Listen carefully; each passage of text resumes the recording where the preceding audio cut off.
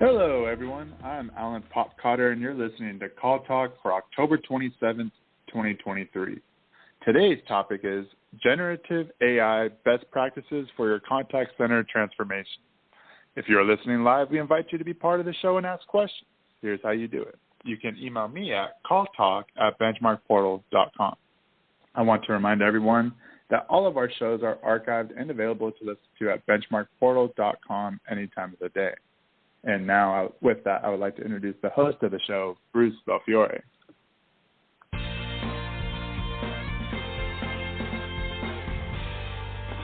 Thank you, Alan, and welcome back to Call Talk, everyone.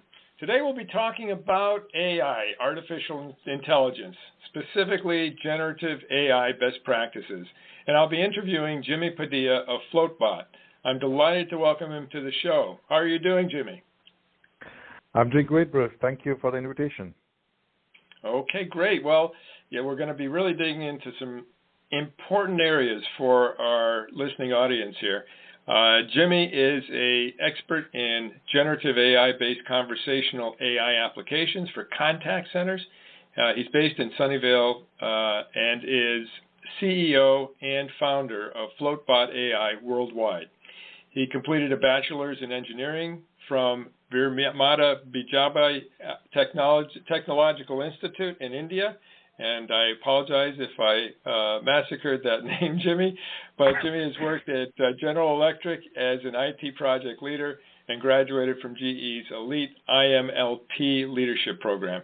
He has over 18 years of experience in generative AI-powered conversational AI and digital transformation and customer-facing contact center solutions, which is exactly what we here at Benchmark Portal are specialized in and our audience wants to hear about.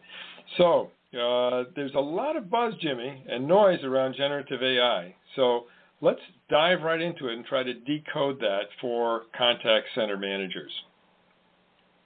Sure. I mean, and just to make it easy, that was VJTI India. Yep, I mean, was established by Queen Victoria back in 1887. The name of the college, which then became Indianized by the name that you were trying to pronounce. But yeah, so just a fun fact. Thank you for helping me. Yeah, 1996. Yep, and that's called Veermata Jijabai. She was the mother of great warrior, Maharaj Shivaji. But anyways, yeah, let's deep dive into GenAI and LLMs for the contact center. Mm-hmm. Okay, very good. Yeah, could you just help us to decode the buzz and the noise around generative AI today, and then we'll go into some specifics. Yeah, absolutely. So, I mean, conversational AI, is not new in the contact center environment, right? It's been around for, I would say close to a decade now. Probably more active in last 3 to 4 years, right? What has changed in last 1 year is this whole, it's upscale. It's now become a lot more smarter with this new technology, which is referred to as generative AI. But I would technically it's also called large language model.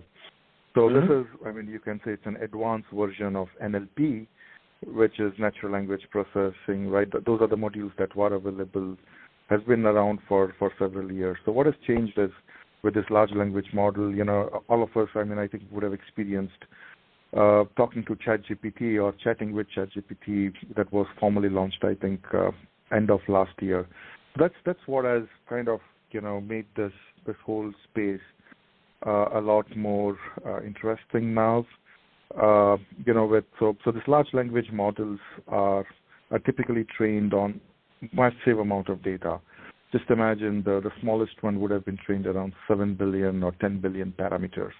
The largest one, like ChatGPT-4, would have been trained on 250 billion parameters. That's like immense amount of data, which just makes it a lot smarter. It just, and typically, this has been, we are one of the pioneers to apply this. And then that, for some of the interesting contact center use cases. So, on both sides of automation, how it can automate some of the conversation and how it can assist the contact center agents, basically. Right, and those are big issues and sort of big areas that people are very interested in. That is to say, assisting agents, and then also automating the entire process. And of course, the assistance part requires automation as well. So in fact, you mentioned that you've had a lot of experience with application of these concepts. So what are some of the applications you're seeing for contact centers with generative AI and LLM, Sure. large language models? Yeah. Yep. So both of them means the same thing, large language model or Gen AI. So what we have, first of all, there are a lot of applications. Those are internal to contact centers, right? Which could be, just imagine, assisting the agents real time. So when an agent is interacting with a customer, right? I mean, we have seen this. This could be a sales conversation. This could be a support conversation. I mean, the generative AI or large language models can real-time guide these agents on how to answer better. So essentially making a level 1 agent a level 5 agent, coaching them real-time. What's the next best answer? What's the next best question that you should ask? It can learn, like large language models can learn from millions of documents. For one of the customer, BPO customers, then customer is, into electronics hardware. So we trained it on 1.3 million documents where the AI has learned from that past cases, knowledge-based articles. And when a customer is asking a question, or reporting a problem, the agent can immediately see the answer on the screen, right? So those are some of the, then just imagine, so that's during the call, right? Imagine a post-call. So, post-call summarization, a lot of real-time analytics now are driven by large language models. So, those are some of the applications. That QA, quality analysis, is also another application. So essentially, it has just made it a lot more smarter and easier to now understand and drive meaningful insights from massive amount of data that could be in call center. It would mostly be in form of call or text, basically, right? So that's a lot on internal-facing use cases. And if I talk about external or customer-facing use cases, around the automation. So there's, obviously, chatbots or voice bots have been around, like what I said. It just has been, now they're just made a lot more smarter with LLMs or Gen AI, right? So chatbot, just like you're talking to ChatGPT, our platform, Floatbot.AI, allows to, have to custom build or to fine tune such LLMs for your specific business use cases. That could be around support, that could be around sales, onboarding, etc. And now customers can interact with that, just like you are interacting with ChatGPT. And so we have our proprietary models that will work on chat as well as voice, which means now they no longer are limited to chat, but also can interact on a voice call as well. So those are some of the use cases on internal facing and external customer facing.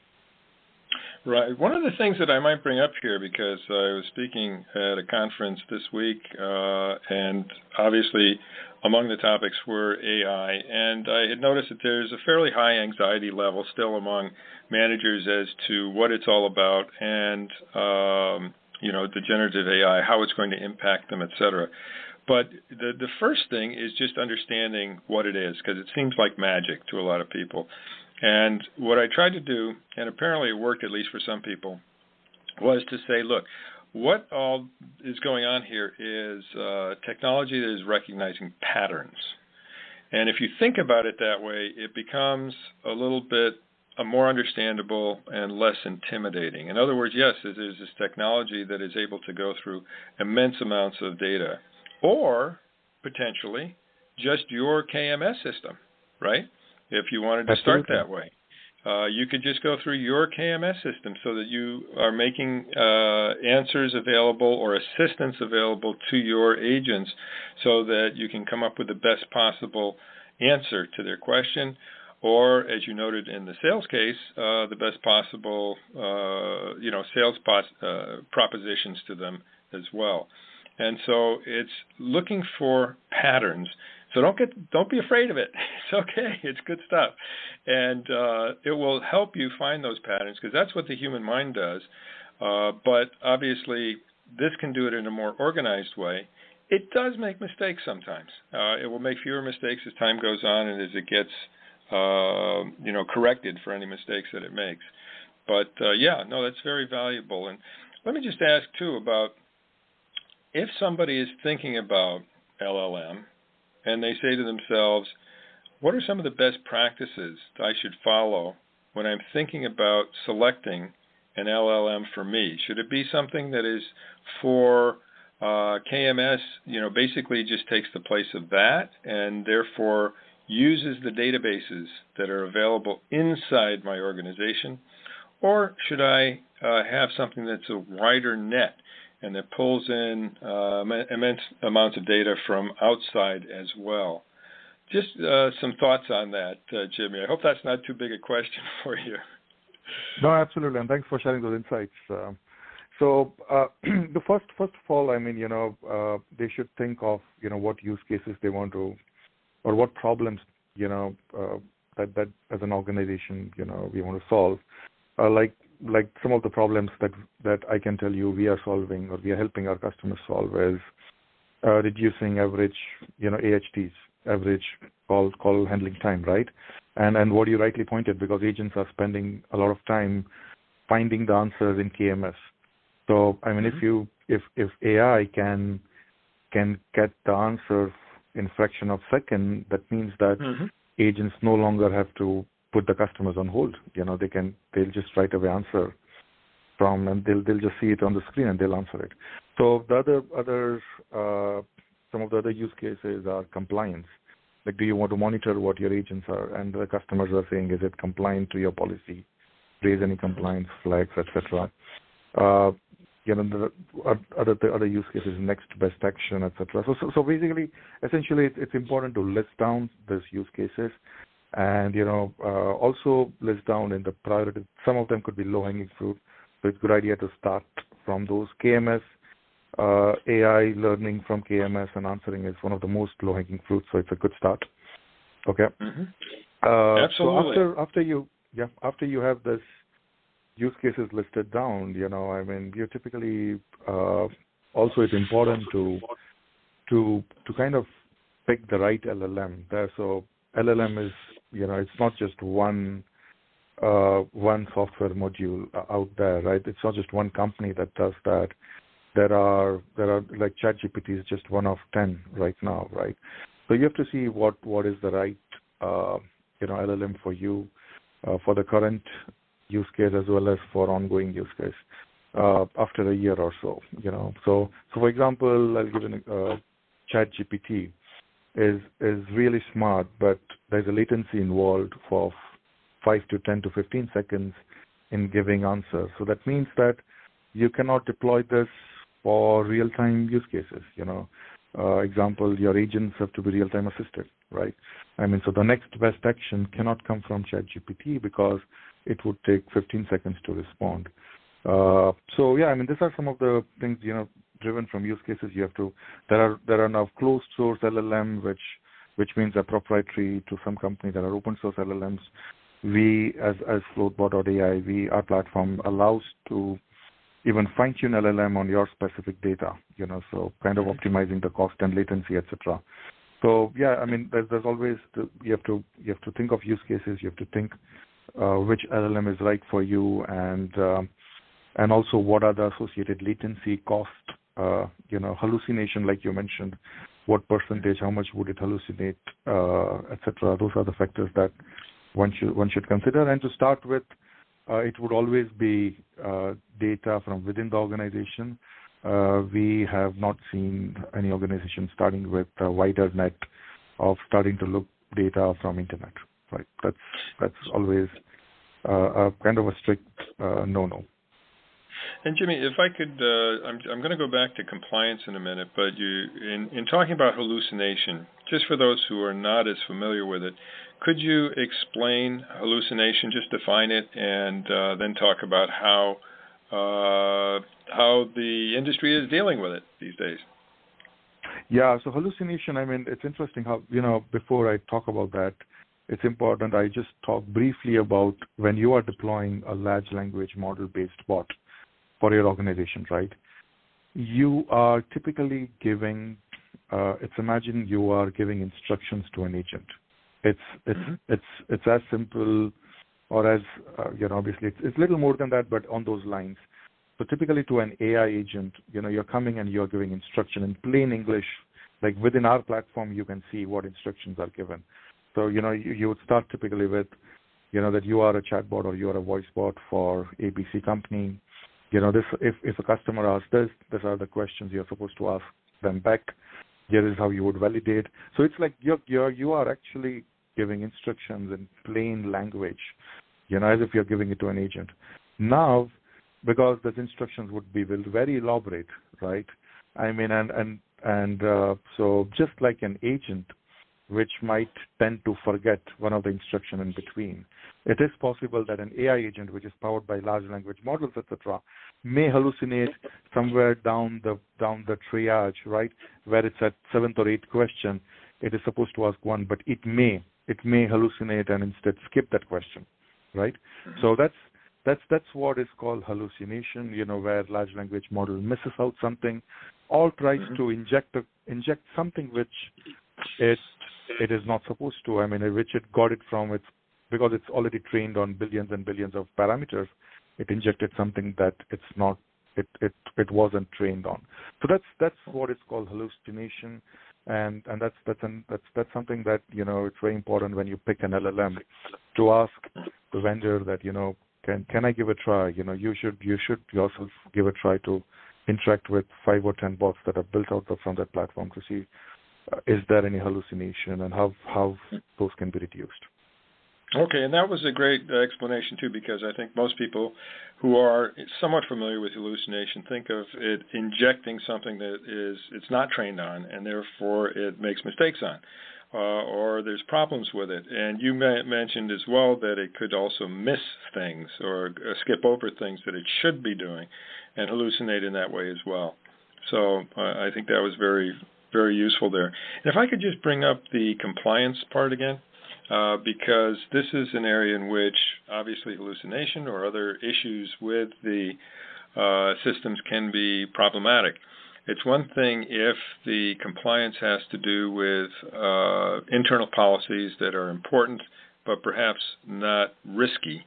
And then there's also compliance that has to do with laws and regulations that in fact could bring lawsuits to the company and therefore have to be curated and watched with more care. Do you want to talk about that just a little bit, Jimmy? Yeah, I mean, but so while I talked about hallucination, right?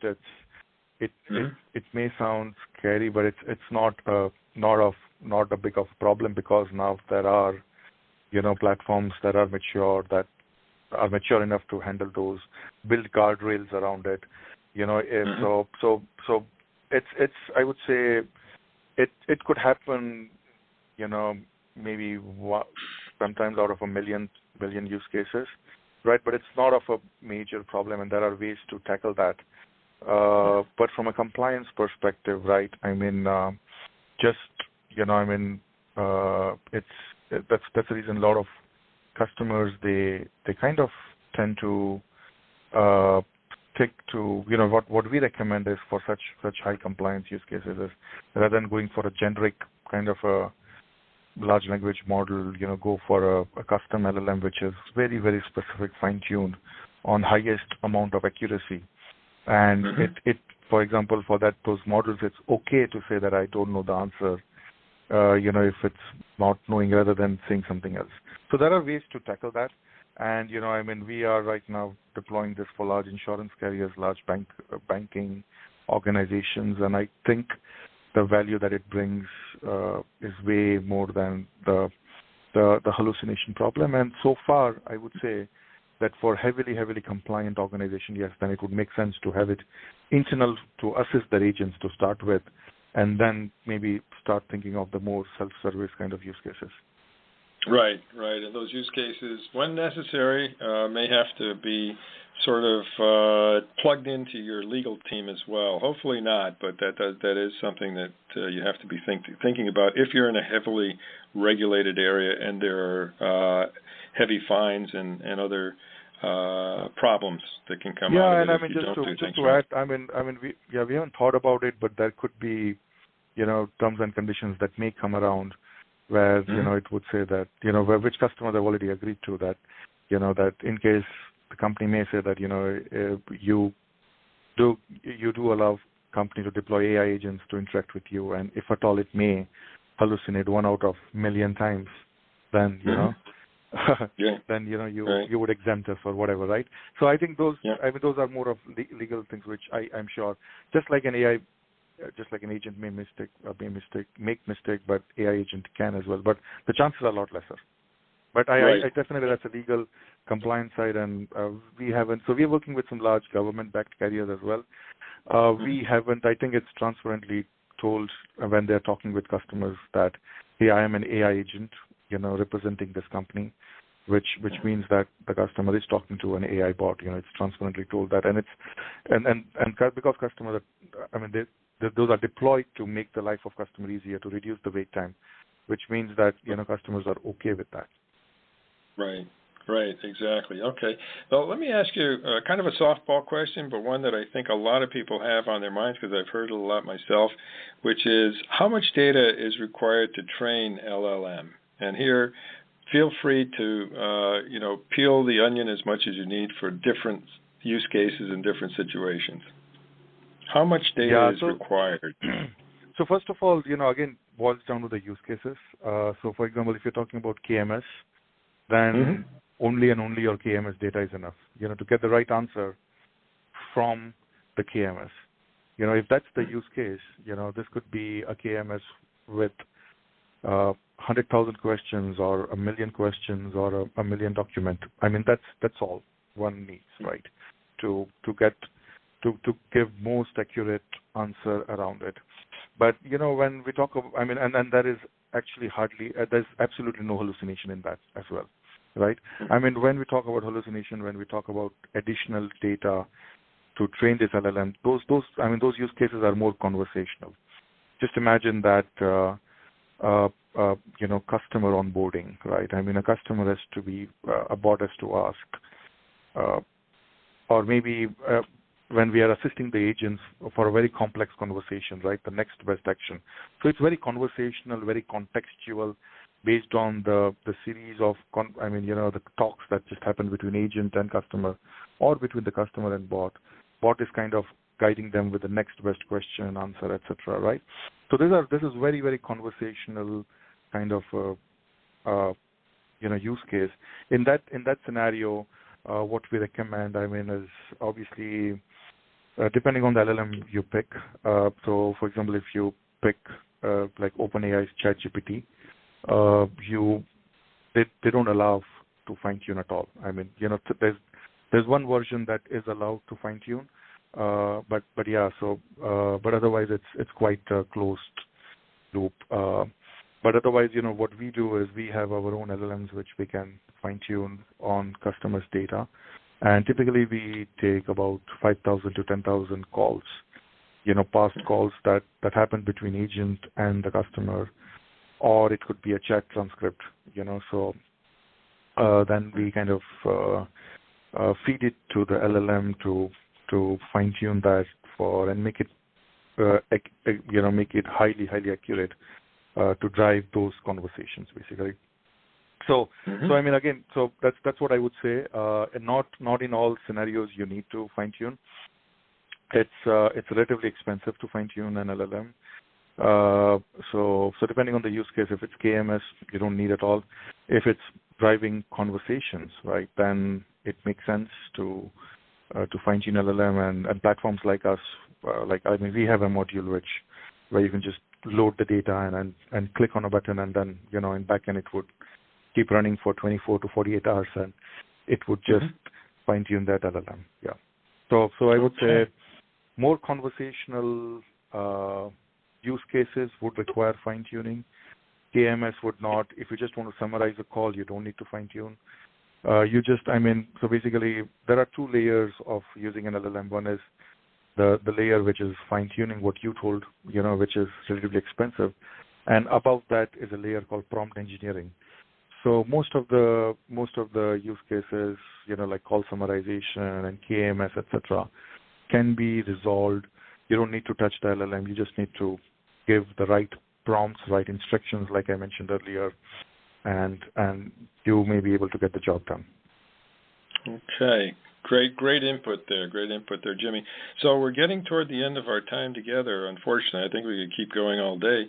But let's sort of blue sky about the future here for a second, just so that people on the call can be thinking about this as well. Because obviously you want to have flexibility to change LLM in the future to sort of grow with AI.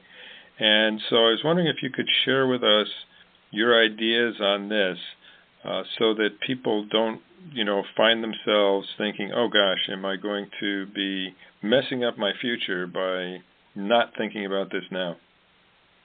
Yeah, absolutely. And just before that, I'll quickly talk about a minute that, when you choose a platform, you should, have that flexibility to change the LLM or point it to another LLM down the line, in case you need it, so that you don't get locked in a large language model, because most of these large companies, right, most of the scalers, they have their own LLMs and they lock you down in that part. So if imagine you have spent a lot of time and money on building a bot with all the integrations, with integrating with applications, and if they lock you down with that only one LLM, tomorrow or a month, 6 months later, if there is another LLM which is performing better, and if you don't have that option to change it, then you are locked in that ecosystem, and then you have to then redo that effort to build the bot on some other LLM. So I would say that's very important that you pick a platform that allows you that flexibility to pick and choose the LLM whenever you want. We give that flexibility to do that. And now, talking about the future, I think it's here to stay.